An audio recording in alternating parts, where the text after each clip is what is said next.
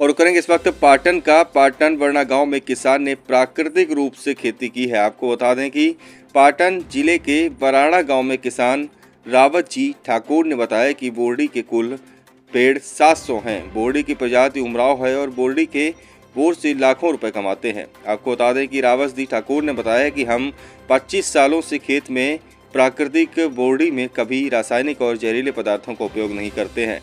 वहीं वह गोबर से कुदरती तौर पर खेती करते हैं।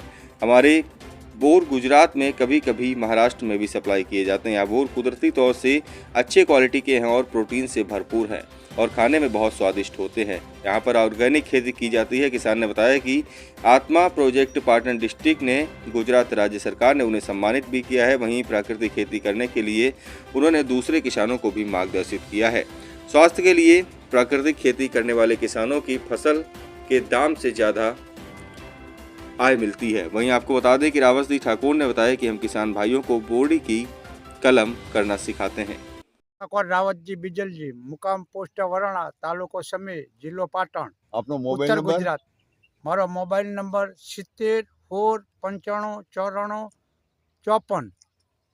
હવે રાવતભાઈ, જે આ બોરા આપણા વિસ્તારમાં એક અમૃત ફળ કહેવાય, હા આપણા વિસ્તારનું એક અમૃત ફળ કહેવાય. બોરા એક આપણા વિસ્તારનું અમૃત ફળ, ઉત્તર ગુજરાતનું અમૃત ફળ કહેવાય. હવે આ બોરડીની અંદર તમે રાસાયણિક ખાતર વાપરો છો કે ઓર્ગેનાઇઝ વાપરો, દેશી ખાતર, છાણિયું ખાતર? અમે છાણિયું ખાતર કોઈ કુદરતી રીતે બોયડીના જે પત્તા પડે 5-5 કિલો એ જ નાખવાનું, કોઈ ઉરિયા કે બીજું રાસાયણિક ખાતર નાખવાનું નહીં। તમે આ કેટલા વીઘામાં વાવેતર કરેલું છે અંદાજે? આ મેં લગભગ 17 વીઘામાં વાવેતર કરેલું છે। આમ બોરડીના કેટલા વૃક્ષો હશે, ઝાડ અત્યારે?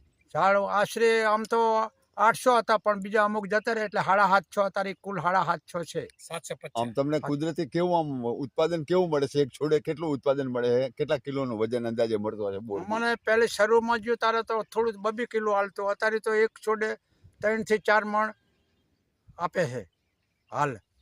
બરાબર. આજે બજારમાં આજે માતાજીનો વરાણાનો મેળો છે, એમાં કેવું માર્કેટિંગ છે આ બાબત? અત્યારે આ સાલ તો બહુ સારું છે।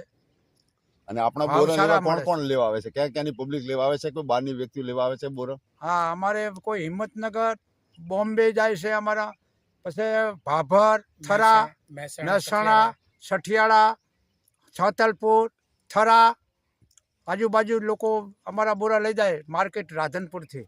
હવે આપણે કયા કયા પ્રકારની બોરડીઓનું જે વાવેતર કરેલું છે? અમે હાલ તો એક જ ઉમરાન જાત છે, બીજા બોર અમારે નથી।